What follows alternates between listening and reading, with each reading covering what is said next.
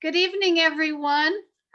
Welcome on this windy Tuesday night here I'm in the San Fernando Valley. Did you all bring your stack of mail with you, your pile of mail, and ready to address your mail? So, so I saw some stacks there.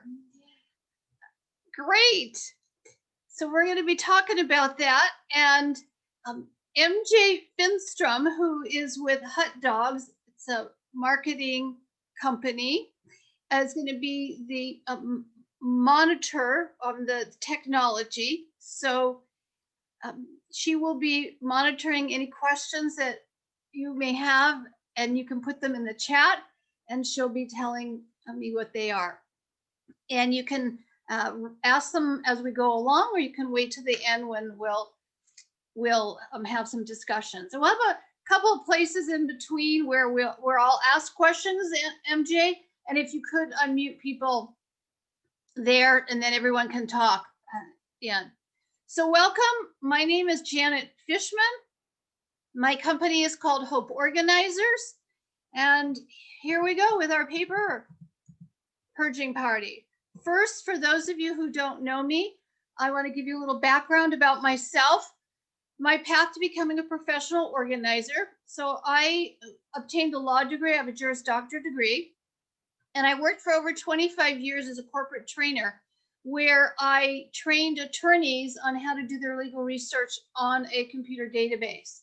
And 10 years ago, I was downsized during a corporate merger, and I had to assess what I was good at, and organizing is what I was good at. And so I formed my company, Hope Organizers, and I was and still am a mom of 4 kids.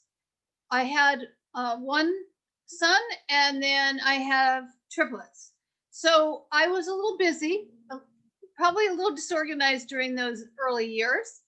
And I studied a lot about paper, being in the legal field, and studied and became a certified paper specialist as well. I take my career very seriously, and I belong to several professional associations, NAPO, which is the National Association of Professional Organizers, ICD, which is the Institute for Challenging Disorganization, ADAM, the American Association of Daily Money Managers. I help a lot of people pay their bills, make sure they're not falling for scams. We're going to be talking about that tonight. And I'm insured, bonded, and I have been background checked. I've been named a top 20 best home organizer for the last 4 years by a company called expertise.com. And I've also, for this year, 2021, was recognized by California.com as one of their recognized top businesses in the state of California. So paper, there's both physical paper, and we've got that digital paper, which is online. These never cease, right? I saw someone hold up a whole stack of mail. It just keeps coming. It never stops, and it's not going to stop. And if you have multiple emails like I do, they all get full every single day. So there has to be a system for dealing with this. You can check your emails and delete them, or you can create file folders for your emails. And in a few minutes, we're going to be opening up some mail. So definitely have a system. And with organizing paper, just like with organizing areas of the house, with rooms, with closets, you will feel healthier and you'll have more mental well-being if your physical space is in order. Decluttering has a cathartic effect. Maybe as a kid, maybe one of your parents used to say, well, if you're upset about something, go clean. You know, that physical release, it helps clear the air or clear your head. And that's what happens with decluttering. You should only keep on your desk what is actually relevant for what you're working on. I had to prepare this PowerPoint. I had some projects for some of my clients to finish. And last week, I just had a bunch of stuff on my desk and I could not get to finishing this PowerPoint until I took care of those things, because I need a clear desk to think clearly. So this is what you need to be very conscientious about opening your mail. So if you have your stack of mail, and one of the items you should have is a good letter opener. And you should have one central place in your home where you open your mail. So when you go get it at the mailbox, don't trail it all over your house. You know, when I go into clients' homes, I'll find mail on the kitchen counter. I'll find mail on the dining table. I'll find mail in the bedroom, under the bed, in bags, in closets. Go around your house and do a sweep. Go ahead and pick up all your mail and have a good letter opener. Have a trash can so you can throw away the plastic, the sticky things, the non-recyclables. You have a recyclable bin where you can put in there the things that can be recycled, like empty envelopes, inserts, junk mail, cardboard. Have a good shredder, and please shred your paper that has your name, your address, your social security number, stock information, account numbers, Medicare numbers, prescription, anything like that, shred it. And then you should be looking for hidden personal information. Here is an example of a catalog. This came from one of my clients. She gets this catalog, okay? And you know, I tore the name off of the back, or I blacked it out, or there's these things you can push to black out information. So even though I blacked out or tore out her name and address on the back, you should always look inside. Look inside the catalog, because hidden is an order form. And they often, not every catalog, but many catalogs will, in the order form, they will bury the address. So this is where her address, I've blacked it out, but they will hide your information. So if you just throw this catalog away, then you will not know that your name and address was in this catalog, and someone finds this catalog in the garbage, they could put an order in. So be very careful for hidden places where they put your name. Here's another example. You might get credit card offers. Probably every day you get another credit card offer in the mail, right? Again, really look carefully, because once again, they will bury, here it is, all the ways down here. Sometimes it's on the back, all the ways at the bottom. So once again, really look at the mail when it comes for those hidden locations. And then you should shred that, tear it off and shred it.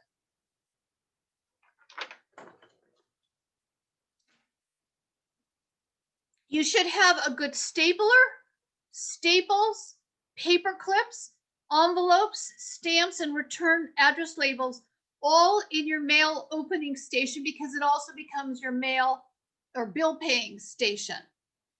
And then you could have a little container or tray where you hold the bills or that you need to pay or that you need to follow up on. Maybe tomorrow you need to call a credit card company or an insurance company. So you could have that in a little tray or a little container. You could also write then in there, write out the check or pay it online if you prefer that. If you are paying it online, you sometimes can set a date when it's taken out, when the payment is made. Or if you're doing it by writing a check, you can the check and the stub in the envelope, put your stamp, your return address label, and then put a date on the outside. One of my clients likes me to put the date that it's due on the outside. I like to put the date I need to mail it. And there actually are these shorter books, or there's actually pieces of like little wall decorations that you can actually mail in on the days that you want to mail it. That way you've paid the bill, it's been taken care of, it doesn't sit in a pile getting lost or forgotten. And that way if you do it daily, it's done. Or set aside and calendar a date and time where you are going to do your bill paying.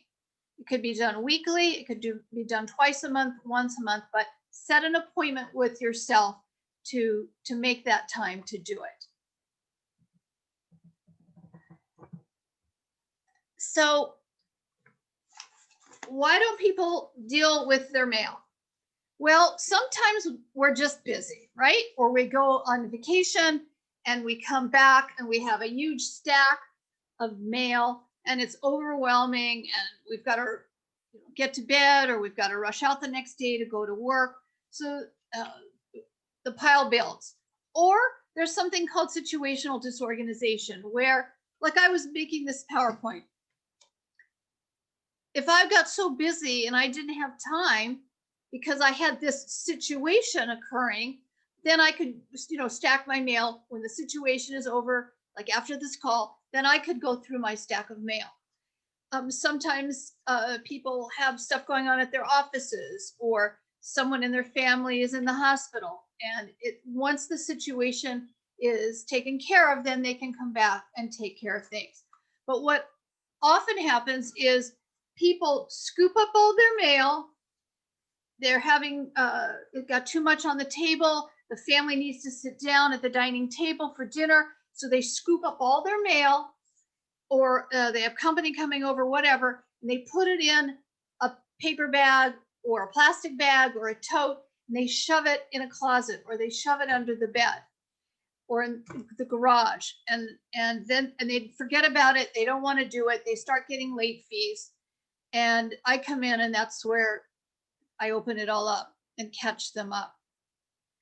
But a lot of it there's a lot of procrastination that goes on dealing with mail and of course other things in the house, but tonight we're just talking about mail and paper. And this procrastination is a manifestation of fear. So it's if you are experiencing this, try to figure out what your fear is. Why are you procrastinating? Are you having financial anxiety? Are you stressed? With this COVID, people have lost their jobs. They're not able to pay their bills. And so that's stressful and people don't want to deal with it. Or is the fear because you're dreading what bad news that might be in the mail? Have you been applying to jobs and there's rejection letters? Or somebody passed away and or you have to solve a problem. Like I was talking with MJ before the call started, a lot of people were kind of misinformed about the PPP and the EIDL being forgiven or not forgiven. And so now they have to fill out these forgiveness applications and it's a big hassle and people don't want to deal with it. Is there going to be a speeding ticket that you thinking you're going to get? Or you might get a collections letter or a lien or a garnishment, or hopefully, sadly, some people have to deal with medical results. So they don't want to see that, so they don't deal with the mail. Sometimes they just feel going to get my mail is a waste of time because I'm paying everything automatically or online. So it's just junk mail and catalogs, so why bother? Or it's all scams. But try to coach yourself through that. If it is a fear, that it might be a delusion. What is the worst case scenario? If you're expecting a speeding ticket and you see the speeding ticket, well, it's going to be there. So just face it. And a lot of it is worrying about things that are not happening. You're just going to the worst case scenario, and that's not the reality.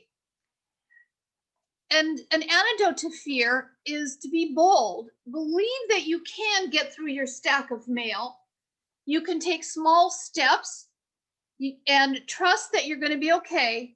And when you do go through your mail, celebrate your success and your progress. So what are benefits of opening the mail? Well, if you open your mail and you pay your bills on time, you will avoid penalties, late fees, liens, and garnishments. You may even get, it's the holiday time. You may get some fun holiday cards, or maybe it's your birthday and you get some nice birthday cards. You might have invitations to weddings or parties or bar mitzvahs or christenings or baby showers or wedding showers. You don't want to miss those. I've been to clients' house where I've been going through 10 years worth of unopened mail, and I find invitations that they didn't even know they missed giving a gift to someone. They missed checks. I had someone that I literally found about $800 of Costco money. They hadn't opened their mail in 10 years. And I was giving her all these certificates. So there might be checks in there that you don't know that you're getting refunds, tax refund checks, unclaimed property refunds.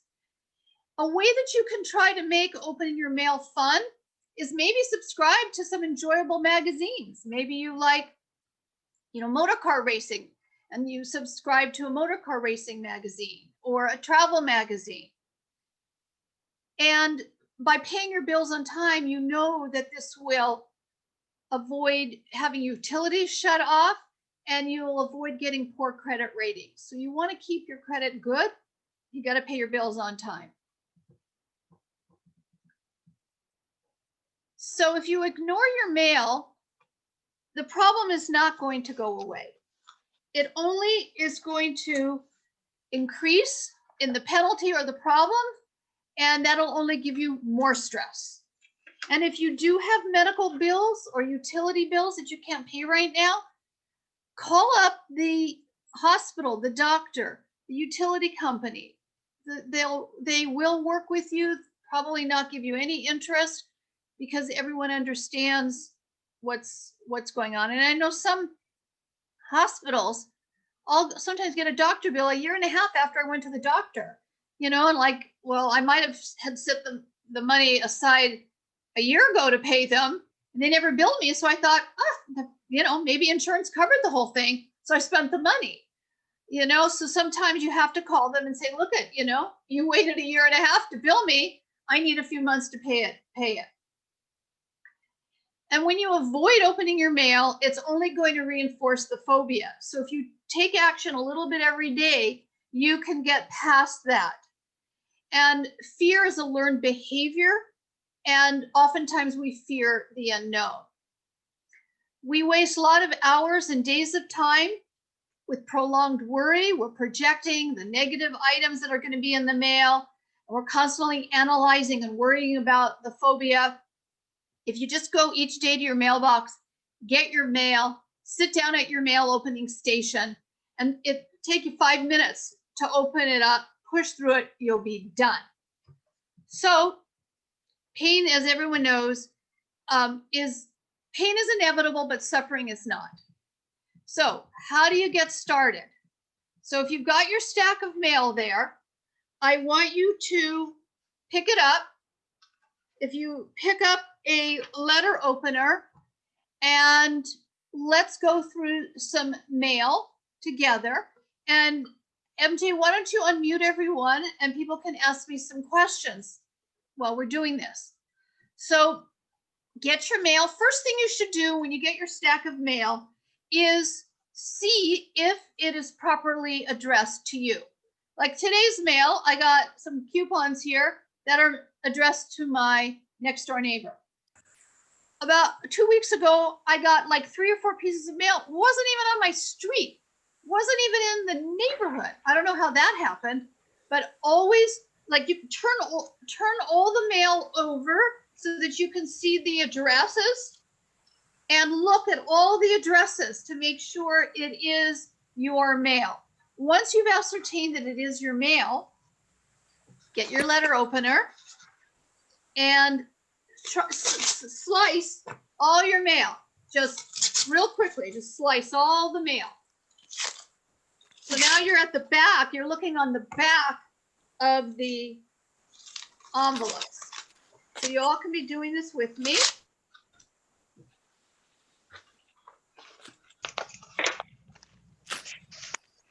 And when you open something up and it consists of multiple pages, first thing you should do is staple them together. Because what will happen is, so you get your stapler and you staple those multiple pages together. This is extremely important with like the EOBs, the explanation of benefits that you get from the medical doctors, or insurance policies. You know, they come with a lot of paper. That way you do not mix up papers, and especially if you've got if you're running a business and you have paperwork from multiple clients, you want to make sure that when you open the mail that you don't mix up different clients' mail. So use that stapler and keep it together. And then if it's junk mail, you can put the papers in the trash or the recycle or shred. And you then can either pay the bills right now, or you can set them aside and then set a date and time in your calendar. Make an appointment with yourself in your calendar, whether your calendar is online on your phone or a paper calendar, and reserve the time with yourself to accomplish that task. So we've got a question. Yes. Oh, a comment. I just made $3.38 from a class action lawsuit that I did not open from 2 months ago. There you go. Perfect example. Make sure you cash that right away, because they usually, please check the date. Whenever that you, like this man mentioned, always check your dates when they expire, because sometimes they're only good for 30 days, 60 days, 90 days, a year. And so make sure that you check your dates, and that way you get that to the bank right away. And that's a really good point, is I find a lot of checks that are years old, the person never opened the envelope and never deposited it. So what we have to do at that point is call the company and ask them to send to reissue a check. I found one of my clients a $7,000 check. 2 years earlier, she had refinanced and got money from the escrow company. She never opened the paper mail, and we got that check reissued.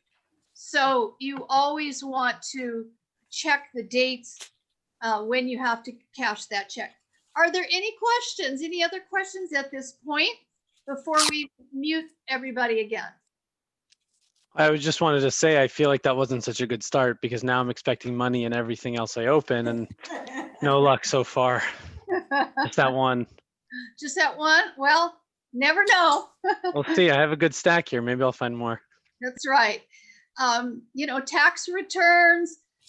So any questions from anyone before we put you back on mute? We continue. Well, you can ask me later then if you find some more mail or more questions. So let's MJ go back on mute.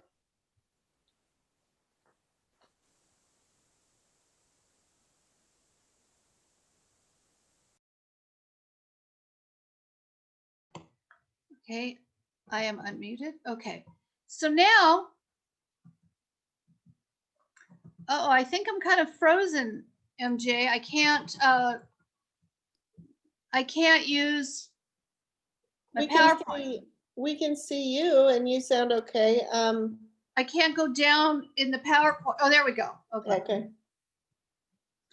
So receiving notices and paying online. If you have auto pay or make payments online, it is mandatory that you check your statements for accuracy. This is my biggest beef when I am working with clients, is that too many people rely on the banks and the credit card companies to manage their money. And if you remember only one thing from this phone call, please look over your statements, your credit card statements, your bank statements, and make sure everything is accurate. Almost every single day when I go out to see my clients, I am finding errors. I've seen the receipts from that you get when you go into a bank and you deposit, and then the deposit didn't show up on the bank statement. I have had on my bank account automatics taken out twice in 1 month. I call, like, why was this? Oh, we had an error. Well, would you have fixed it if I didn't call you? 2 weeks ago, I was at a client that I've had for many years.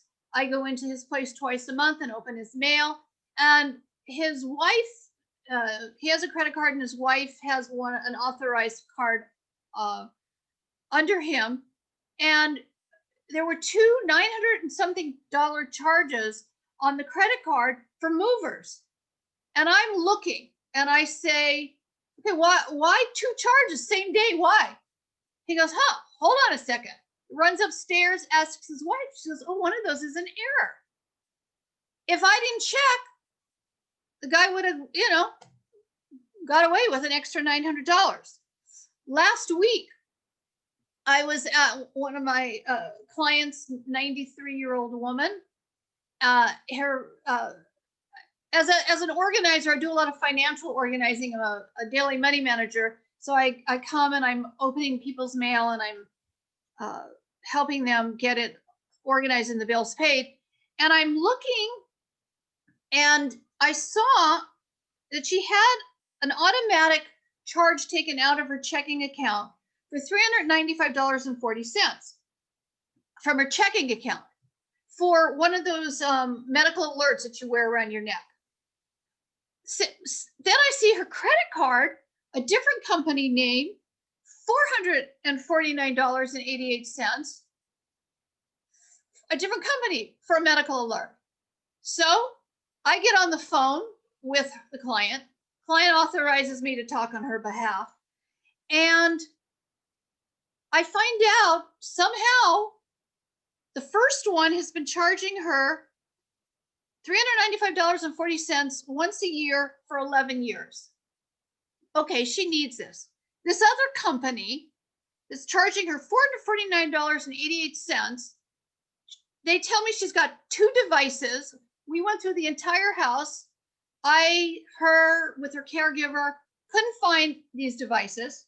I found out they've been charging her twice for the last 2 years for a subscription she didn't have. So that's, just to round that up, 450, that's 900 times 2. So $1,800 that just would have been gone if I didn't check that. So you really, please check. Do not rely on the banks and the credit card statements to be managing your money. If you are doing everything online and you're getting your pay stubs from a job online, your bank statements, your credit card, please, please, please make them into a PDF and save them in a file on your computer. Because, I'm just going to use pay stubs, for example. If you lose your job tomorrow, you will not have online access to that account, and you will not be able to get your pay stubs that you will need.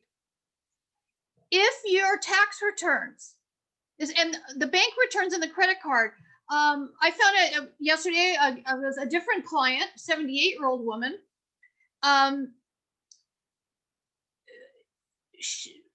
I found a lot of fraud on her credit cards during the months of COVID that I couldn't go there. When I finally came back, she had so much fraud on her credit card because she had ordered something online, like a cream, and every month these scams are charging her credit card. So I got on the phone with her. We're getting these taken off. But American Express, she wasn't getting paper statements. And she's starting to, forget things. And she kept saying, like, but I'm getting the statements. I said, where are they? Where are they? So she goes, I don't know. So I was pretty sure that she was looking at them online. We call American Express. And they said, well, you got to go online and switch it. She goes, yeah, they do. She had it set up for online. But they said to get it back to paper statements, you need to switch. So we would go online. We went on at least 10 times over like 3 days. We couldn't, there was an error on their end. So we had already called American Express 3 times. And yesterday I got on the phone with her in American Express, and very nicely but firmly, I said, get this changed to paper.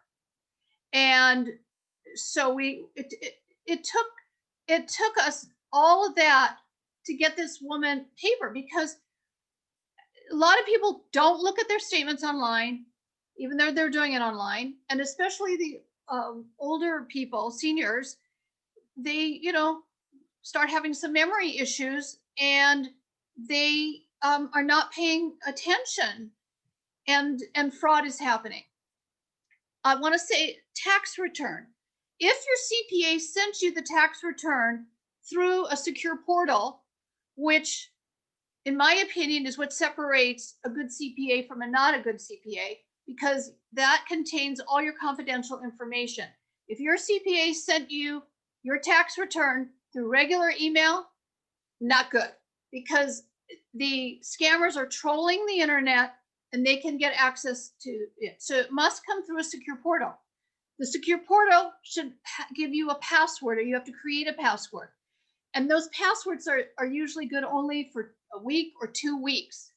And so again, you need to open it right away, create a PDF, and then save it. And if you are paying things, calling the bank or going online and ordering a check to pay someone, remember the banks are very slow. It takes them more than a week, sometimes almost 2 weeks to send a check to someone. When I was talking to American Express, they said that they only keep credit card statements online for 2 years. Many banks only keep their bank statements online for a short period of time. So digital death. Another scary thing about online is that you don't own a lot of the stuff that's online. On Facebook, on a lot of these websites, you don't own the information. And when people die, if a family member or someone tries to go in to get in their account, you can get in all kinds of trouble. So in an interview series in next year in 2021, I'm going to have a monthly interview series called Organizing Life. And each month I'm going to have a speaker on different aspects of life and how to keep things organized. And I'm probably going to have someone talk about digital death, because there's a lot of things you have to prepare for if you online accounts. Okay, what documents to retain and get rid of? I'm going to go through this kind of fast because I want to get to the scams. Tax returns should be kept forever, because they're useful to establish how much you should get for Social Security or pensions, because sometimes there's incorrect information, and for unclaimed property, even after one passes. I had a client, her mom died 20 years ago, and we found close to $40,000 in unclaimed property, and I helped her get that. And this is the website. Occasionally I do a webinar on unclaimed property. Any kind of proof of investments, real estate ownership, you should keep that, and even keep it for several years after someone dies. Proof of divorce, anything that identifies your identity, your birth, your marriage, your divorce, military service, naturalization. Estate planning documents should be kept both in the safe deposit box and copies, and give copies to your executors. A proof of life insurance policies, annuities. Insurance companies, another one of my clients, I'm having to call all these insurance companies because she doesn't know if they're good or not good. and found out that insurance companies only have to retain records for 7 years. But what if you have a policy for 40 years? So it's good to retain records and any documents you need to support your taxes. So scams, there are so many scams that are going on, and I want to, as I said on my ad, talk about some of those. There's Medicare scams. That was why they took off your social security number from the Medicare cards. There's phone scams, a lot going on with COVID. People are calling up, there's free medical testing for COVID, for cancer. You can get free gloves, free PPE if you just give us your credit card. EDD, unemployment. Today on the radio, you may have heard, there were over 600, like 640 fraud accounts that were discovered, and $2 billion were paid out in California in scams for EDD because of COVID. That just, they're disorganized. You've seen these emails where they're, your grandchild has been kidnapped, you got to pay this money. Or we're going to arrest you because you have outstanding warrants for traffic tickets. These are all appealing to your emotions, and they are not real. Anything that's too good to be true, anything that's creating fear or any kind of a strong emotion, whether it's a positive emotion or a negative emotion, it's probably a scam. And the IRS and Medicare, they're going to always send you a letter. We get notices all the time about the breaches that go on in major companies. So you have to be really aware, even answering the phone and saying hello or yes. If they said, oh, is this so-and-so? And you say yes, they've recorded your voice now, and they can use that for scams. I'm sure you all have heard of the dark web, where they do get your personal information. They keep it oftentimes in the dark web. They don't bring it out for a few years because they know there's alerts that are being put on credit card and credit union accounts, and what do you call that? Like Transamerica and that kind of Equifax, those companies. So they keep the information in the dark web, and then after a few years, they bring it out and they start selling it. And there's a lot of charity scams that you should check out. So I want to show you some of the scam letters.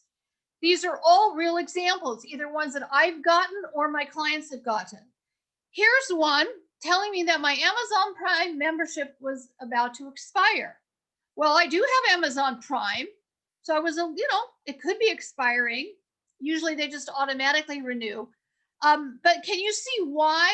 Maybe let's take people off of mute. We can have some conversation here. Can people see why this was fraud? I could see what was fraud. She's unmuting everyone. MJ, it looks like they're still on mute. Okay. All right. Can people tell why this is a fraud?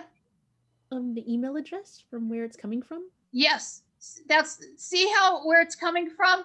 It looks like a junky email account. So always take a look at that. And if you read it, some of their language is bad, and they've got little accent marks above the E on the word prime. So yes. Okay, let's take a look at the next one. Okay, so this one is not necessarily a scam, but there's a lot of companies that will send out letters that look very official, very government letters, very legal-like, and they're just trying to get you to pay a few bucks to them to do what you can do automatically. So this was some company that said, oh, send us $95 and we'll send you your recorded deed notice. Well, you get the recorded deed notice when you bought the house or you refinanced the house, and you paid money once already. What do you need it again for? But they make it look very official, and so you think that it's important and you pay the $95. If any of you have a corporation and you have to keep minutes. You can keep your minutes yourself. There are samples of corporate minutes online. You do it yourself. You don't need to pay $179 to a company to do it yourself. Here's another document. This is scam junk mail. It looks very official, doesn't it? In the upper left-hand corner, it says Form B41. Have any of you ever heard of a B41 in the tax returns? No, I haven't. So that is, a scam. Here was one of my, an organizer. She got this email. One of my colleagues, she got this email. Okay, take a look at it.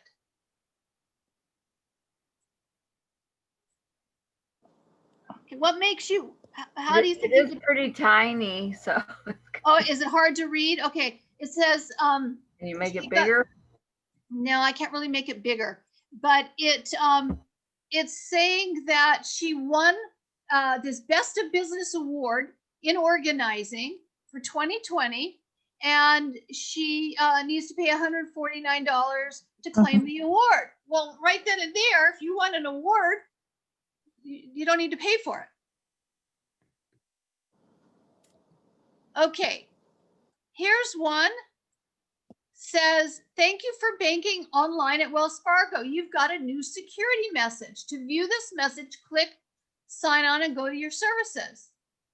Well, how do I know that this is a fraud? Can someone tell me? Well, if you look at the from, like we did last time, That's right. the from doesn't look. Yes, that's legitimate. absolutely right. When you are in doubt, do not click on, if you think it looks real, and sometimes they look really real, don't click on their buttons. Get out of your email, go to the Wells Fargo or whatever site it is, and access it separately, independently, or call the bank or Wells Fargo. Okay, this one is really hard to see, but this one says, it's from a lady, Allison White, subject, seeking an interior decorator, home organizing professional. Hello there. Now, this was sent to a colleague of mine, but I have a story too. Your works, as displayed on your website, give great aesthetic pleasure. Found you on the web, and I would like to learn more about your services. We need a pro to help us style and set up our new home in New Jersey prior to moving in towards the end of the month. We have ordered for furniture and some home accessories. We just need someone to help us arrange them professionally. Our expected move-in date is December 22nd, but we want the house ready prior to our arrival. Your area of coverage includes Newark, New Jersey, right? Will you be available to take on this project? Looking forward to your response. Regards, Allison. So one of my colleagues in New Jersey sent this out and warned people, if you get this, it's a scam. This happens a lot with organizers. Last week at 6:30 in the morning, my phone rang. Luckily, I had it on silent, but when I got up and I listened to the message, it was 6:30 in the morning, similar kind of thing. I need an organizer to meet me at my apartment. It was a man, meet me at my apartment in Beverly Hills. And it's like, no. If it's a legitimate organizing client, they're going to call me, email me. We're going to have a discussion on the phone. They're going to send me pictures. This kind of thing is a scam. Here's an example of statement of information. Again, any of you have an LLC or a corporation, you have to once a year send in your statement of information. You pay I think it's like $25. And, but this one, again, it could be real. But again, they are charging you. Can you see what the price is here? Anyone see what they want to charge? Looks like 120. Okay, 120. Yeah, you're right. $120. Well, once again, this takes 5 minutes to do on your own. You can do it online, literally 5 minutes, and you pay $25. Why pay someone $120?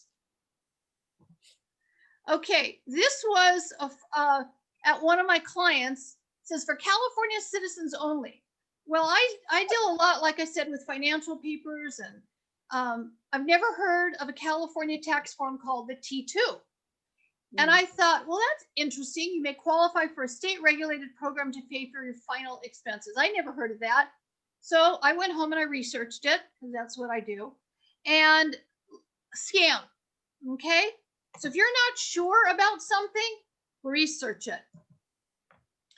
This happened, this email, one of my accounts, and she actually started communicating with them because she couldn't remember, another senior, she couldn't remember who she used for her security on her computer.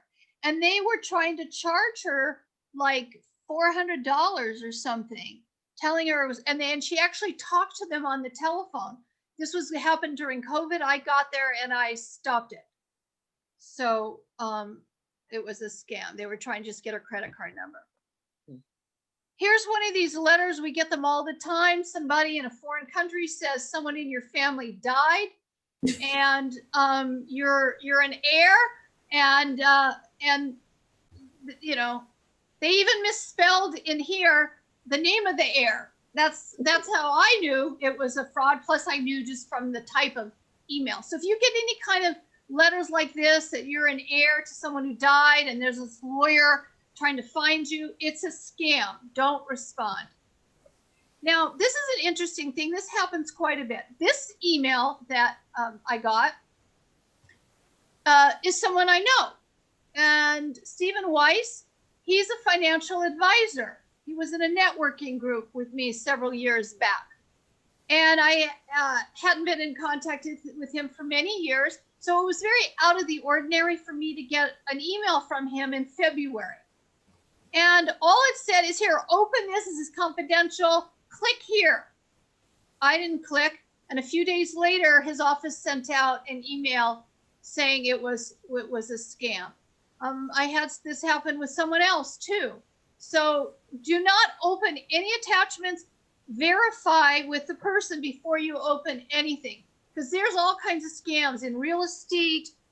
When some people buy homes, the scammers are trolling the internet looking for people that are buying homes, and they will intercept and tell you, oh, mail your check here, deposit your money here, and you deposit your, $80,000 for your deposit, and boom, they've just stolen your money. So always verify by telephone or drive the check over to a place, but don't fall for these scams. Here's another one of these, arrangements. Again, somebody international, all that stuff you get international. Makes it look real official, doesn't it? U.S. Department of Homeland Security. But, Washington, D.C. looks really official, doesn't it? Do not fall for this type of a scam. Again, it's the emails and the reference numbers and the way it's written that tells you it's a scam. Now, here's a domain. Someone, again, is just trying to collect a few bucks from you. It might be a legitimate company, but look who the domain registrar is. It's GoDaddy. Why, if GoDaddy is the domain register, just call and renew through GoDaddy. Why do you need to go through this national domain and pay them $224 for something that GoDaddy may only charge you $100? Okay, so always research scams, and there are many websites that you can check to fact check. Many of you have probably heard of snoops.com or PolitiFact. So always check. ARP is really good. ARP puts out, if any of you get the ARP magazine, they put out a lot of good, and a lot of these are coming out of prisons. They have good articles. Rip-off report. So always check your scams. Okay, here's just some other tips to dealing with paper. Be very careful when you get receipts, because they have thermal paper and they contain BPA, which is a dangerous chemical. And so you don't want to recycle those, throw them in the trash, and try to minimize, put them in an envelope or fold them in half and try to minimize touching the ink on them. So when you do have a stack of mail that you have to deal with and a stack of paper, shut off all the distractions, shut off your computer, shut off your phone, stop the beeps and the tweets and all that stuff, and make an appointment in your calendar with your stuff, with yourself, to get it done. 9 to 10 every morning, I'm going to open my mail, I'm going to pay my bills, and I'm going to file my papers. All your papers should have a home. Papers should not be homeless. And you should have files in either a file cabinet or a drawer or a plastic bin. And with my clients, I create filing systems. And that way, if you have to file your tax return for a business, everything is in order. At year's end, you pull out that year, the old year, you archive it, you create the new year. And you file your papers after you pay the bill. Now, you got a piece of paper, not sure what to do with this paper. So first of all, you can ask, well, does this information serve me? Do I need this piece of paper? Is it advancing me in any way? If it's not, get rid of it. Is it important, or is it a junk mail? Is it a bill I need to pay or something I have to follow up on? Can I really afford to do this donation now? Or can I throw it away? And it's March. I know I'm going to get more by the end of the year. One of my daughters used to work for a nonprofit, and she always used to tell me, because she was in the fundraising, do not send in an old solicitation because they have different campaigns. So you don't want to, in December, you don't want to use the campaign from March. You want to use the December campaign. Does this relate to any investment I own or a loan I owe? Those you want to keep. Is it regarding my identity or my being or a family member, like a birth certificate? You want to keep those. Do you need to keep the paper to prove that you paid a bill or you bought something? Keep those. Every paper should have a home. Can I do this myself and save money and not pay one of these companies to do it? Is it a legitimate government document? Am I trying to be sold on something? Is it a scam? You might see me driving on the road. This is my license plate. So you can wave when you see me on the road. MJ, do you want to unmute everyone so that they can ask questions in our last few minutes? Hope she's there. I'm here. I'm Oh. just asking people to unmute. Okay. Some will choose or some won't. Okay.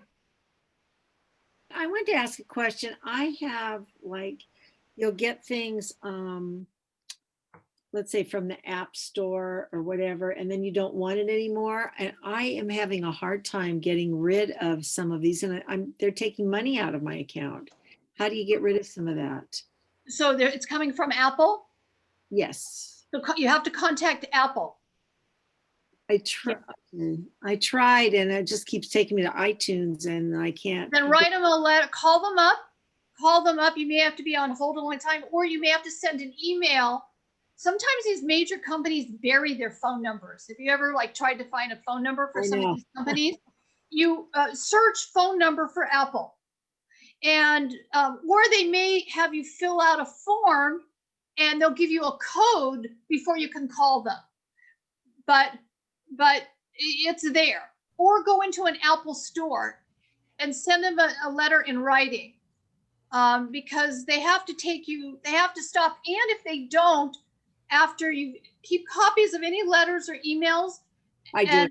And because then you can take it up with the credit card company. Companies do not like to get blacklisted by credit card companies, because then they won't be able to charge on their Visa. So if you can prove to Visa or whoever your bank is that you've written them 3 letters, they're not stopping this, they'll get on them and dispute those charges with the credit card company and say, look, I've written them 5 letters. Here's proof. I can send it to you. Dispute the charges. Now, something you have to be really careful of. If you change a credit card They used to not transfer your auto charges to the new credit card, but I've noticed now they are on some of the cards. So you have to really stop it from happening before you cancel one card and get a new card with them. Right, right. Okay, thank you. Sure, you can always call me. Oh, I don't know if you all caught it, but I'll tell you my email. It's Janet at Hope, HOPE, organizers.com. Janet at hopeorganizers.com. And you can and my website is hopeorganizers.com. You can always call me too. Anyone else with a question?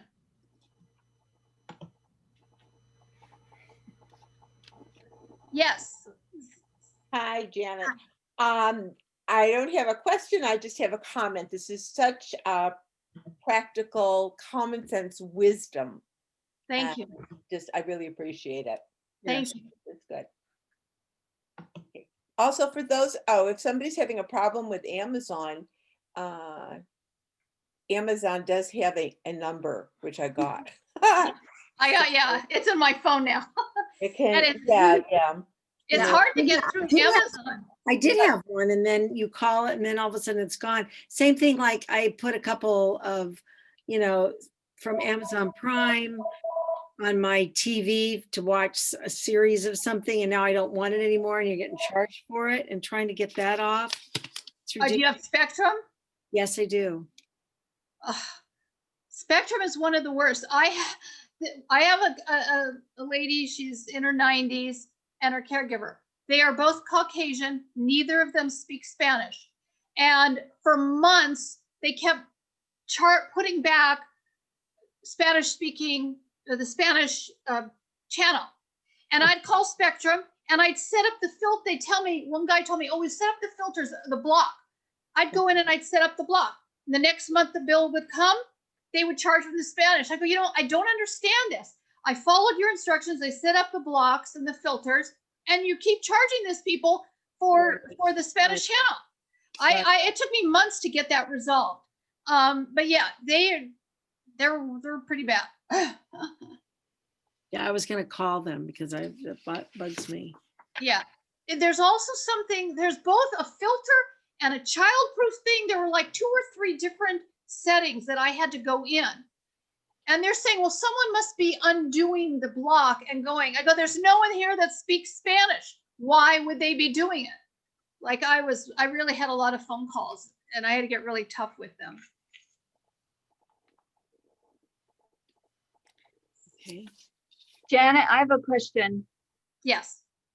If somebody sent you, it's an attorney, they sent you a letter saying, oh, you have this money somewhere, and if you pay us, then we'll get it for you. Okay, so what that is the unclaimed property. And there are companies, most of them are legitimate companies, but you don't need, they're going to take a cut of or charge you. You can get that unclaimed property yourself. I tried, I couldn't find where they were. I tried. I can help you with that. I can help you. If it's in California, sometimes they misspell a name. It could be a different state.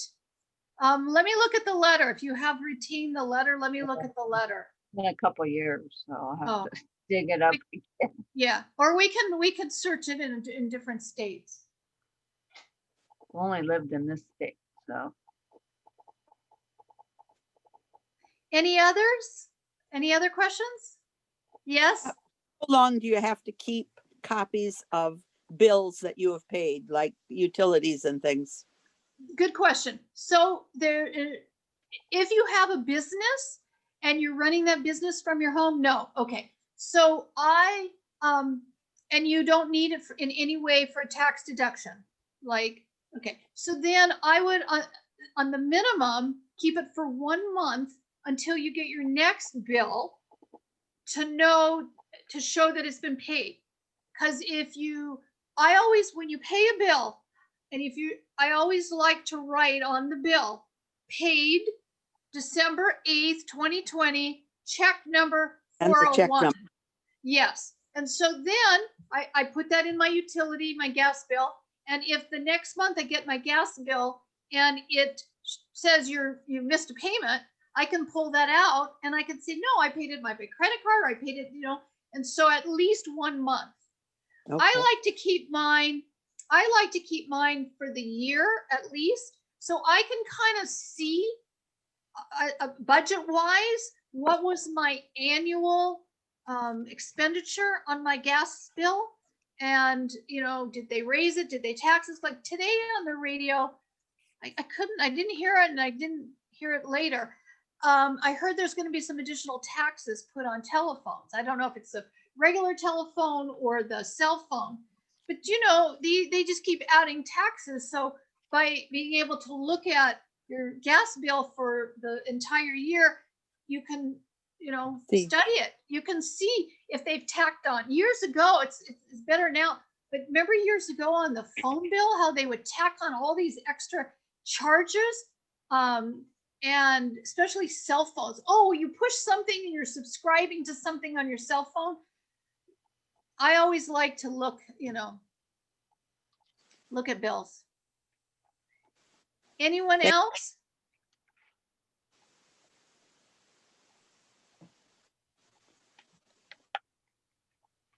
Oh, someone I think is trying to ask a question, but Mr. Coffrey there, were you trying to ask me something, or are you on? You're on mute. I can't hear you. Oh, maybe you need to put the question in the box because I can't hear you. Maybe your earphones. Here are your earphones. Can you hear me now? Yes. I was just going to make a comment that I was very inspired during this to finally open up these piles, and this trash can was empty, and so was this bag. I ended up shutting off my video because I didn't want to distract everybody, but I was just chugging away. Didn't find any other money, unfortunately, but I have my $3. So Let's see those trash bags again. Wow. Look at that. Look at all that. Very good. Very good. Well, that's a wonderful way to end this call, I think. Don't you all? So once again, my email is janet@hopeorganizers.com, and my website is hopeorganizers.com. My phone numbers are there. You're all welcome to call me or email me if you have any other questions. And if you know anyone who needs organizing help, please refer me. So are you going to have something like this next month too? Oh, let me address that. Yes. So not this topic. This one I'm going to, this recording is going to go on my website and my YouTube in a few weeks. But in 2021, I'm going to have a monthly Organizing Life interview series. Okay. Where I will be interviewing different people, because everybody, our whole entire life is really based on organization. If you have tried to find a job, which is going to be the topic in January, or you're wanting to change jobs, you need to be organized in your job search. If you have kids that you need to get off to school in the morning, and they've got their backpacks and their papers, you got to be organized to get them out of the house and all their emergency cards back to the office. If you are going to buy groceries, you need to be organized so that you get the foods you need. Organization affects every aspect of our lives. So every once a month in 2021 and 2022, I'm going to have this interview series. Great. So, that was another thing. If you are not